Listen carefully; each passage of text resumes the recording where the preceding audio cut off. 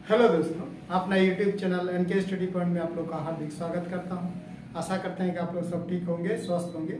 आज मैं रीजनिंग का कुछ टॉपिक लेकर आए हैं। वो टॉपिक आज हम लोग पढ़ेंगे डाटा सफिशिएंसी। ठीक है, डाटा सफिशिएंसी यानी आंकड़ा अनुलंघन। इसमें कुछ आंकड़ा दिया हुआ रहेगा, यानी कुछ क्वेश्चन रहेगा। उस क्वेश्चन पहले क्वेश्चन कुछ दिया हुआ रहेगा और क्वेश्चन के आधार पर एक कथन दिया हुआ रहेगा।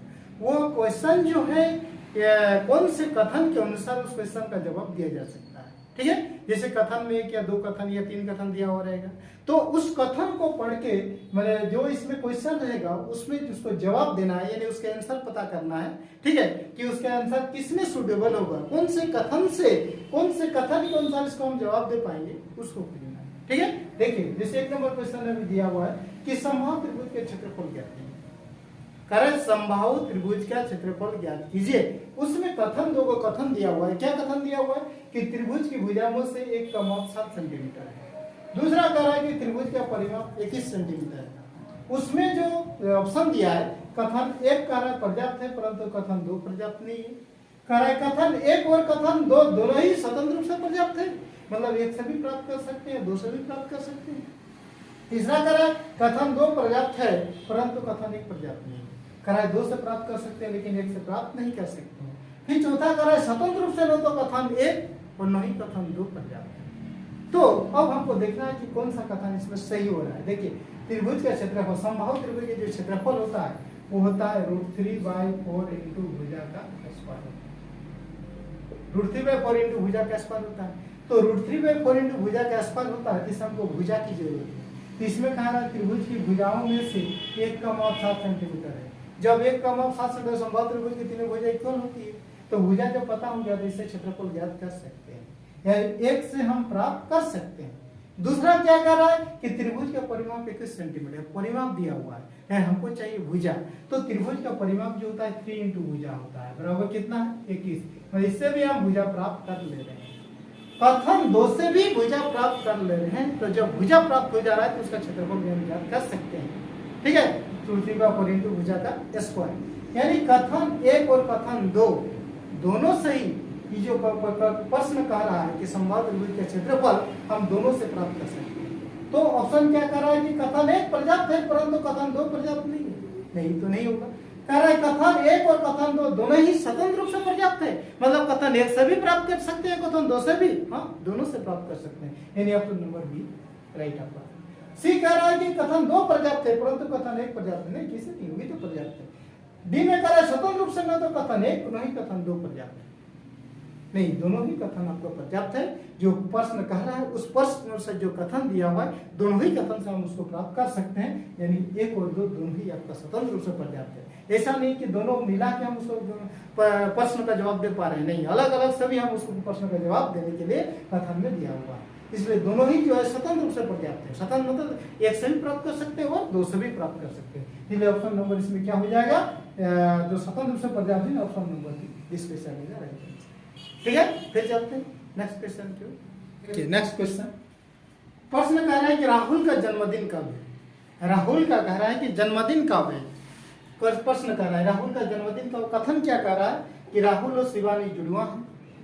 राहुल का जन्मदिन लीप वर्ष में फरवरी के अंतिम दिन हुआ है। ये एक प्रश्न दिया हुआ, उस प्रश्न कौन सा दो कथन दिया हुआ है, दोनों कथन से कौन से कथन के द्वारा इसको हम लोग जन्मदिन प्राप्त कर सकते हैं, उस कथन को हम लोग खोजना है। ठीक है, तो देखिए कह रहा है कि राहुल और शिवानी जुड़वा है। राहुल का जन्मदिन लीप वर्ष में फरवरी के अंतिम दिन हुआ था। यानी लीप वर्ष में फरवरी 29 दिन होता है। लीप वर्ष में क्या होता है, फरवरी 29 दिन होता है। फरवरी 29 दिन होता है, फरवरी के 29 अंतिम दिन में हुआ था, यानी 29 तारीख को आपका राहुल का जन्मदिन है। हम कथन दो के द्वारा ये स्पष्ट पता कर ले रहे हैं कि स्पष्ट पता चल जा रहा है कि राहुल का जन्मदिन कब है। यानी लीप वर्ष जब भी कर दे रहा है तो लीप वर्ष मतलब होता है फरवरी, उस दिन 29 दिन होता है फरवरी महीना, यानी फरवरी के अंतिम दिन जो हुआ था मतलब 29 तारीख को हुआ था। लेकिन एक नंबर में क्या रहा है कि राहुल और शिवानी जुड़वा है। इससे क्या पता चल रहा है कि राहुल का जन्मदिन कब है। जब शिवानी का भी तो जो पता नहीं है, तो फिर राहुल जुड़वा तो है लेकिन शिवानी का जन्मदिन भी तो पता नहीं है, तो राहुल का कैसे पता कीजिएगा। यानी एक कथन से एक से इसमें हम लोग कुछ प्राप्त नहीं कर रहे पा रहे कि राहुल का जन्मदिन कब है। लेकिन दो से राहुल का जन्मदिन लीप वर्ष में फरवरी के अंतिम दिन हुआ था, तो फरवरी के अंतिम दिन यानी फरवरी लीप वर्ष में बोल दिया है, तो लीप वर्ष में फरवरी 29 दिन का होता है, यानी राहुल का जन्म 29 फरवरी को हुआ था। इस दो कथन दो से हम स्पष्ट रूप से इसको इस क्वेश्चन का जवाब खोज लेते हैं। ठीक है, तो क्या कह रहा है कि कथन एक पर्याप्त है, परंतु दो कथन दो पर्याप्त नहीं, कथन तो पर्याप्त ही नहीं। दूसरा में कथन एक और कथन दो दोनों ही स्वतंत्र रूप से पर्याप्त है, नहीं, कथन एक से तो प्राप्त नहीं कर प्राप्त पर कथन एक और कथन दो दोनों ही स्वतंत्र रूप से पर्याप्त है, नहीं, दोनों स्वतंत्र रूप से पर्याप्त नहीं है। तीसरा में कह रहा है कथन दो पर्याप्त है, परंतु कथन एक पर्याप्त नहीं। हाँ, कथन दो पर्याप्त तो है, लेकिन कथन एक पर्याप्त नहीं, ऑप्शन नंबर सी हो जाएगा। फिर कह रहा है कि स्वतंत्र रूप से न तो कथन एक और नहीं कथन दो पर्याप्त नहीं है, कैसे नहीं, स्वतंत्र रूप से कथन दो पर्याप्त है, यानी दो से हम स्पष्ट रूप से राहुल का जन्मदिन का हम प्राप्त कर ले रहे हैं। यानी ऑप्शन नंबर सी जो कह रहा है कि कथन दो पर्याप्त है, परंतु कथन एक पर्याप्त नहीं है, यानी दो से राहुल का जन्मदिन का वो स्पष्ट रूप से पता कर ले रहे हैं, यानी ऑप्शन नंबर सी हो जाएगा इस क्वेश्चन का राइट आंसर। ठीक है, फिर चलते हैं नेक्स्ट क्वेश्चन की ओर। देखिए नेक्स्ट क्वेश्चन, 25 सितंबर को कौन सा दिन था? प्रश्न कह रहा है कि 25 सितंबर को कौन सा दिन था, उसके अनुसार कथन दिया हुआ है। कथन कह रहा है कि सुधा का जन्म 10 अगस्त रविवार को हुआ था। दूसरा कह रहा है ऑफिस में अमित के विदाई के दिन भारत के स्वतंत्रता दिवस के 10 दिन बाद संभव। ये आपका कथन दिया हुआ है और इस कथन के द्वारा इसको जवाब देना है, उसके आंसर पता करना है कि कौन से कथन के द्वारा इसको हम लोग आंसर दे सकते हैं, वही कथन आपका आंसर हो जाएगा। ठीक है, तो क्या कह रहा है कि सुधा का जन्म 10 अगस्त रविवार को हुआ था, तो जब 10 अगस्त को हमको पता है रविवार, 10 अगस्त को क्या पता है कि 10 अगस्त को जब संडे पता है, तो क्या सितंबर को पता नहीं होगा? 29 तारीख को गिनते जाएंगे, 10, 11, 12, 13 इस तरह अगर गिनते जाएंगे तो क्या होगा? 25 सितंबर को दिन पता हो जाएगा। यानी 10 अगस्त को जब ये कंफर्म डेट कथन में कह रहा है कि सुधा का जन्म 10 अगस्त रविवार को हुआ था, यानी 10 अगस्त को हमको संडे पता है, तो क्या 25 सितंबर को नहीं प्राप्त कर सकते हैं? कौन सा दिन है? प्राप्त कर सकते हैं। कोई भी दिन 7 दिन, 14, 28 दिन में पुनः रिपीट होता है, तुरंत इसमें हम चल जाएंगे 14 दिन बाद, 28 दिन बाद हम 25 सितंबर तक चल जाएंगे तो दिन प्राप्त कर लेंगे। यानी कथन एक से इसका जवाब हम दे सकते हैं, मतलब इसका आंसर पता, यानी 25 सितंबर को कौन सा दिन था वो प्राप्त कर सकते हैं। दो क्या कर रहा है कि ऑफिस में अमित के विदाई के दिन भारत के स्वतंत्रता दिवस के 10 दिन बाद संभव था। ऑफिस में अमित की जिस दिन विदाई हुआ उस दिन भारत के स्वतंत्रता दिवस के 10 दिन बाद जो है, यानी 15 अगस्त के 10 दिन बाद आपका सोमवार था। 15 अगस्त भारत यहाँ बोल दिया है भारत के स्वतंत्रता दिवस, इसलिए कंफर्म हो जा रहा है कि 15 अगस्त। अगर स्वतंत्रता दिवस कहता तो फिर हम लोग कंफर्म नहीं कर पाते, ये अलग अलग देश में अलग अलग दिन में स्वतंत्रता दिवस मनाया जाता है, लेकिन जब यह भारत कर दे रहा है तो इससे उल्लेख हो जा रहा है कि भारत के स्वतंत्रता दिवस यानी 15 अगस्त के 10 दिन बाद, 15 अगस्त के 10 दिन बाद सोमवार था, तो क्या 25 सितंबर को प्राप्त नहीं कर पाएंगे?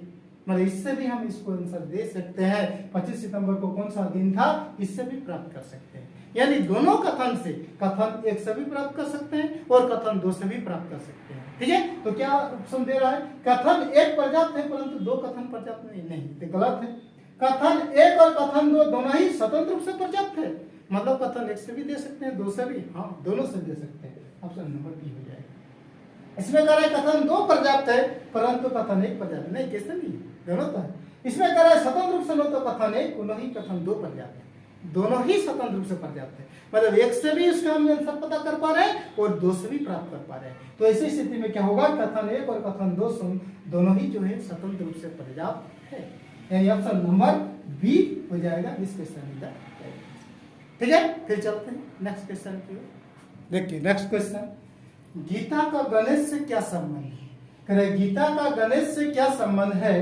कथन दो कथन दिया हुआ है, एक में कह रहा है कि गीता का भाई गणेश के पिता का सबसे बड़ा पुत्र है, दूसरा कह रहा है गणेश की पत्नी की सास गीता की माता है। ठीक है, अब कह रहा है इससे देखिए प्रश्न कह रहा है कि गीता का गणेश से क्या संबंध है, उसमें जो कथन दिया हुआ है तो कह रहा है क्या कथन एक से हम प्राप्त कर सकते हैं या दो से प्राप्त कर सकते हैं या दोनों मिला के प्राप्त कर सकते हैं, या कथन एक से स्वतंत्र रूप से उसका आंसर देने के लिए तैयार है या कथन दो से स्वतंत्र रूप से तैयार है। ठीक है, तो इस टाइप का ऑप्शन दिया हुआ है। तो सबसे पहले ये देखना है कि गीता का गणेश से क्या संबंध है, तो क्या कथन एक से हम प्राप्त कर पा रहे हैं कि दोनों में आपस में संबंध क्या है? क्या कह रहा है कि गीता का भाई जो है, इसमें क्या कह रहा है? गीता का भाई जो है, गीता का भाई गणेश के पिता का सबसे बड़ा पुत्र है, गणेश के पिता का, गणेश के पिता का सबसे बड़ा पुत्र है, ये बोल रहा है सबसे बड़ा पुत्र है, यानी पुत्र है। गीता का जो भाई है, गीता का मान लिया जो गीता है, गीता का जो भाई है, गीता का भाई गणेश के पिता का पुत्र है, गणेश के पिता का पुत्र है। तो ये तीनों आपस में क्या संबंध हो, भाई बहन का रिश्ता हो जा रहा है।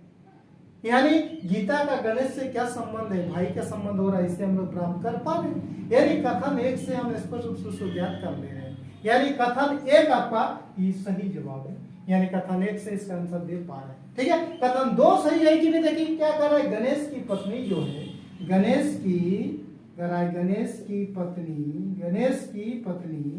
गणेश की पत्नी की सास, मतलब गणेश की माँ, गणेश की पत्नी की सास मतलब गणेश की माँ, पत्नी की सास गीता की माता है, माँ है, गीता की माँ। अब देखिए तो क्या कर रहा है, गीता का गणेश से इस दोनों में क्या रिश्ता है। जब इसी महिला को जो भी गणेश की माँ कर रही है और गीता की माँ कर रही है, तो दोनों में क्या संबंध है, भाई बहन का संबंध है दोनों। यानी कथन दो से भी हम गणेश और गीता में क्या संबंध है वो प्राप्त कर ले रहे हैं। यानी दोनों में जो भाई बहन का संबंध है, हम इसमें कथन एक से भी प्राप्त कर ले रहे हैं और कथन दो से भी प्राप्त कर ले रहे हैं। यानी दोनों कथन से हम इसका जवाब दे पा रहे हैं। तो क्या कह रहा है कि कथन एक पर्याप्त है, परंतु कथन दो पर्याप्त नहीं है। दूसरा कह रहा है कि कथन एक और कथन दो दोनों ही स्वतंत्र रूप से पर्याप्त है, मतलब कथन एक से भी दे सकते हैं, कथन दो से भी, हाँ दोनों से प्राप्त कर सकते हैं। तीसरा कह रहा है कि परंतु कथन दो पर्याप्त है, परंतु कथन एक पर्याप्त नहीं है, कैसे नहीं। फिर कह रहा है कि स्वतंत्र रूप से न तो कथन एक और न ही कथन दो पर्याप्त है। तो इसमें क्या होगा कि हम स्वतंत्र रूप से कथन एक और कथन दो दोनों ही स्वतंत्र रूप से पर्याप्त है, यानी दोनों ही के द्वारा हम उसका आंसर दे पा रहे हैं। यानी ऑप्शन नंबर बी हो जाएगा, this question is the right answer. ठीक है, तो मैं उम्मीद करता हूँ कि आज के जो कथन और प्रश्न से रिलेटेड जो क्वेश्चन है आप लोग को पूरी तरह समझ में आ गया होगा। ठीक है, तो अगर वीडियो अच्छा लगे तो वीडियो दोस्तों के साथ शेयर कीजिए, लाइक कीजिए, कमेंट कीजिए। ठीक है, फिर हम लोग मिलते हैं नेक्स्ट वीडियो में नई ट्रिक के साथ। तब तक के लिए thank you, best of luck.